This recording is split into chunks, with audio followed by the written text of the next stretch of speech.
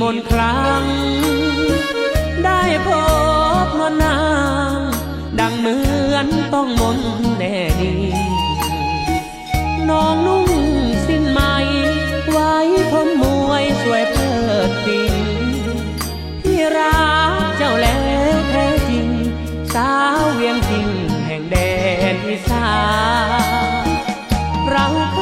ยสัมพันธ์เพราะรักเมื่อคราหน้าหนาวคืนฟ้าสกา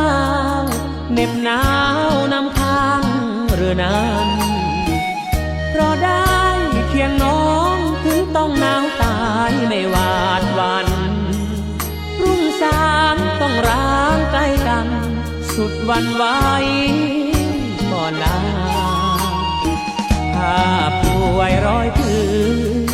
ไม่ชื่นเหมือนน้องอยู่ใกล้ดุดอุกร้อยหายไม่คลายหนาวได้หรอกนาหากน้องที่ต้องหนาวหนักอุราคอยนับวันเวลาจะกลับมาอุ่นไอรักเก่าเย็นลมเหมันผ่านพันยิ่งผ่าสะท้อนโอ้น้องบางอ่อ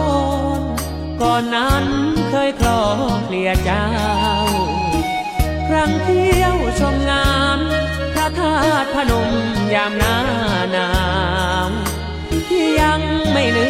มนกยาวโอ้แม่สาวเรนู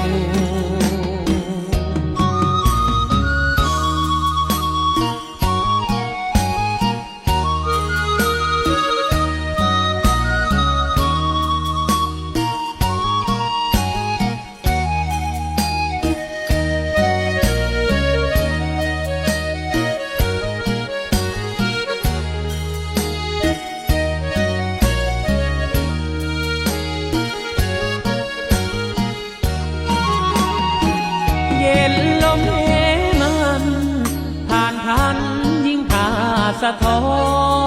นโอ้น้องบางอ่อนก่อนนั้นเคยคลอเคลียเจ้าครั้งเที่ยวชมงานพระธาตุพนมยามหน้าหนา